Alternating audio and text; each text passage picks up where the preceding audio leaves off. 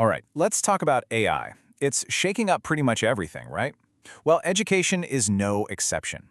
And we're not talking about a small ripple here. This is a massive shift. It's promising a future of learning that sounds like something out of science fiction, but it also comes with some serious challenges that we absolutely have to face head-on. So, let's get into it. And I want to start with this quote because it really sets the stage perfectly. The whole idea here isn't about AI replacing teachers or students. It's a tool, a really powerful one for sure, but it's here to help us, to make us better, more effective. The real value, the magic, happens when we, the people, figure out how to use it responsibly. That's going to be our guiding star for this whole explainer. So here's our game plan. First, we'll dive into the incredible promise of AI in the classroom. Then, we'll look at the actual tools that are making all this happen. After that, we got to talk about the flip side, the whole double-edged sword thing. And finally, we'll look at how we can build a future where this technology is used ethically and puts people first. So let's start with the big question. What problem is AI even trying to solve here? Well, it really comes down to one thing: breaking away from that old-school one-size-fits-all model of education. You know, the reality is, our traditional education systems are having a tough time keeping up.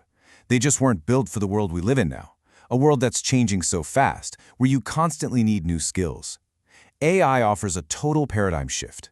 We're talking about a move toward learning that's personalized, that's accessible, and that's just plain more efficient for everybody, from a kid in kindergarten to a professional trying to learn a new skill for their job. And this isn't some far-off future problem. It is urgent. The World Economic Forum predicts that by 2030, a staggering 50% of all employees are going to need reskilling. Why? Mostly because of how AI is transforming the workplace. Just let that sink in. Half the workforce. This isn't just about learning a new piece of software. It's a fundamental change in what it means to have a career. And it's exactly why we need these new learning tools so badly. Okay, so how is AI actually doing all this? Well, it all starts with a brand new toolkit of innovations that are already out there changing the game. And what's cool is that this innovation isn't just one thing. It's really breaking down into 4 key areas. You've got AI pushing the boundaries in personalized learning, in intelligent tutoring systems, with all the crazy new stuff from generative AI, and even in helping us learn together through collaborative learning. So let's break that down. First up, personalized learning. Think of platforms like Dreambox or Khan Academy that literally adapt to how a student is doing in real time. Then you have intelligent tutoring systems.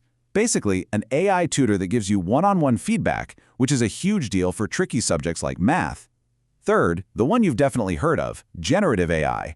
This is ChatGPT and its cousins, creating brand new lesson plans or practice quizzes on the fly. And finally, AI is even getting into group work, helping students collaborate better than ever. And look, this isn't just a bunch of cool ideas. The impact is real, and it's measurable. Let's go back to that personalized learning thing. A platform called Dreambox actually led to a 60% improvement in math scores for kids in K-8 classrooms. I mean, that's not a small bump. That is a massive leap forward. It just shows how this tech can find and fill the gaps in a student's knowledge like never before. And we're seeing this kind of impact all over the world. In the US, you've got platforms like Dreambox boosting math skills. But then you look over at the UAE, and they've taken a wider approach, integrating AI into public schools. And they've seen a 35% jump in students enrolling in STEM. So different tactics, but they both point to the same thing. When you integrate AI thoughtfully, you get results. This is happening everywhere. Take Vietnam, for example. Ho Chi Minh City Open University is using an AI to give students instant feedback on essays. It can even whip up custom practice tests based on their curriculum. Think about what that does. It saves professors countless hours of grading and lets students practice and get help whenever they need it 24/7. Okay, so far it all sounds amazing, right? But this is where the story gets a lot more complicated. Because for all of its incredible power, AI in education is absolutely a double-edged sword. With every huge reward comes a pretty significant risk. And here's the tension laid bare.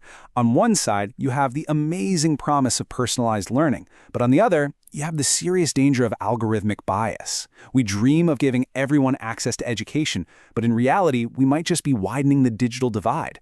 Making teachers more efficient is fantastic, but it comes with huge questions about student data privacy. And yeah, AI can help build skills, but what if relying on it too much actually hurts our ability to think critically? And that digital divide, it's not some abstract idea. It's a real barrier for millions. In Vietnam, for instance, 40% of students in rural areas have trouble getting online for school. What that means is that these powerful new AI tools, instead of leveling the playing field, could end up leaving the most vulnerable students even further behind. And then there's the whole data privacy nightmare. I mean, these AI systems need a ton of student data to work. But what happens to that data? It can get really messy, it can be shared with other companies, even sold, which opens the door to huge data breaches and gets us dangerously close to a world of constant surveillance on our kids. So yeah, these are not just vague fears. They are happening right now. We see it with algorithmic bias, where some exam proctoring software has higher error rates for students of color, unfairly flagging them for cheating. Of course, ChatGPT makes academic cheating easier than ever. There's the real risk that we just stop thinking for ourselves. And on a global level, you have a few big companies, mostly from the global north, dominating this tech, which could crowd out local teaching methods and values. So, with all these serious challenges on the table, what do? How do we get the good stuff from AI without the bad? Well, the answer is to be very intentional about forging an ethical, human-centered path forward.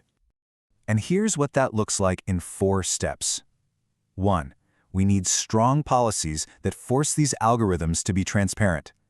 2. We have to train our teachers. We need to empower them to be AI literate. 3.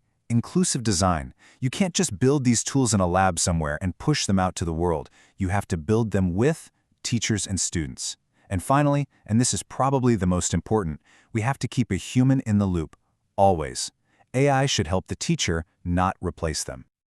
And this right here, this is the heart of the solution.